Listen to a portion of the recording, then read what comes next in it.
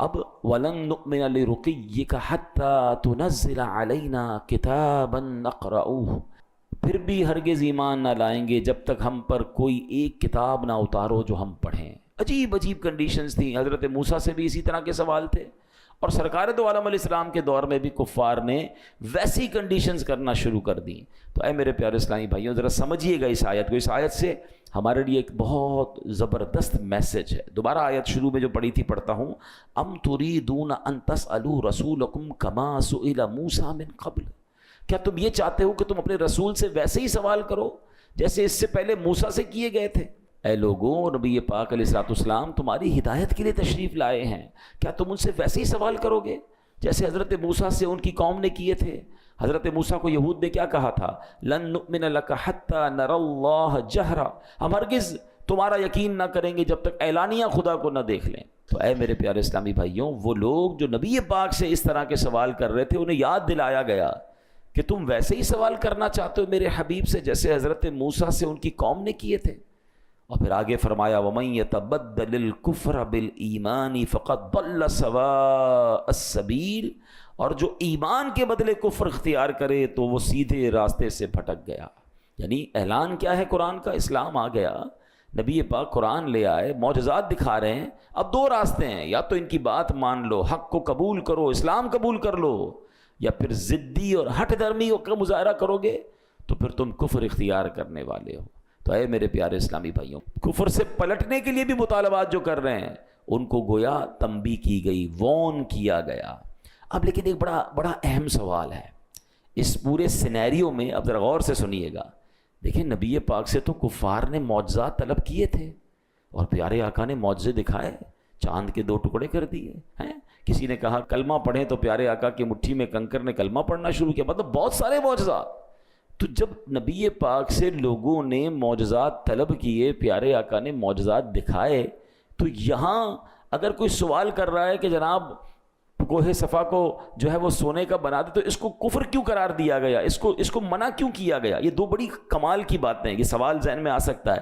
دیکھیں حضرت صدیق اکبر رضی اللہ تعالیٰ عنہ جب وہ ایمان لائے نا تو انہوں نے بھی نبی پاک سے معجزہ طلب کیا تھا، پیارے آقا نے ان کو غیب کی خبر دی، وہ کلمہ پڑھ کر مسلمان ہو گئے۔ حضرت عبداللہ ابن عباس فرماتے ہیں کہ ایک اعرابی آیا نبی پاک کے پاس اور آ کر کہتا ہے یا رسول اللہ صلی اللہ علیہ وسلم، اگر آپ اللہ کے نبی ہیں تو معجزہ دکھائیے، مجھے پتہ چلے کہ آپ اللہ کے نبی ہیں۔ تو نبی پاک نے فرمایا کہ اگر میں سامنے موجود درخت کی ٹہنی کو بلاؤں اور وہ آ جائے تو مجھے نبی مان لو گے؟ وہ کہتا ہے حضور مان لوں گا۔ اللہ اکبر۔ میرے آقا علیہ السلام، ترمذی شریف کی حدیث ہے، نبی پاک نے ٹہنی کو بلایا، درخت کو نہیں، اس کی ٹہنی کو بلایا، ٹہنی اپنی جگہ سے خود ہی کٹی، اچھلتی ہوئی نبی پاک کی بارگاہ میں حاضر ہو گئی۔ نبی پاک نے فرمایا اب واپس چلی جا، وہ واپس چلی گئی اور دوبارہ اسی طرح جا کر جڑ گئی اور وہ اعرابی کلمہ پڑھ کر مسلمان ہو گیا۔ تو ایسے تو بہت سارے واقعات ہیں کہ پیارے آقا سے معجزات طلب کیے گئے، نبی پاک نے معجزات دکھائے، لوگ ایمان لے آئے، سبحان اللہ۔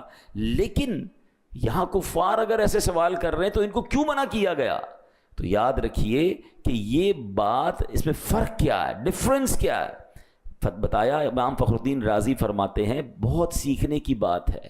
یہ کفار جو معجزہ طلب کر رہے ہیں یہ بطور دلیل نہیں مانگ رہے، یہ بطور ضد اور ہٹ دھرمی کے مان رہے ہیں۔ یہ جو کویسچن ہے یہ ہٹ دھرمی والا ہے، یہ ضد والا، یہ ماننے کے لیے نہیں کہ حضور دکھا دے تو میں کلمہ پڑھ لوں گا۔ یہاں چیلنج کرنا ہے، یہاں ٹیسٹ معاذ اللہ کرنا ہے۔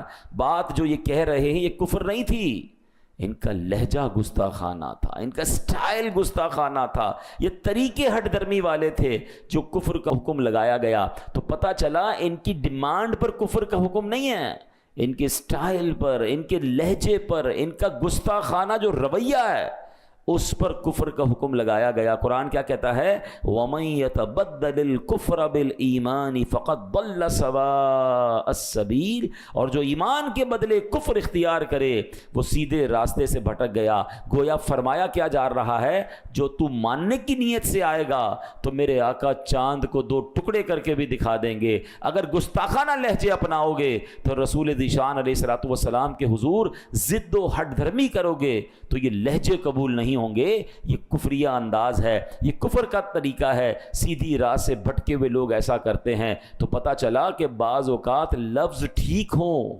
سچے ہوں، مگر لہجہ گستاخانہ ہو جائے، اس سے بھی گستاخی ہو جایا کرتی ہے۔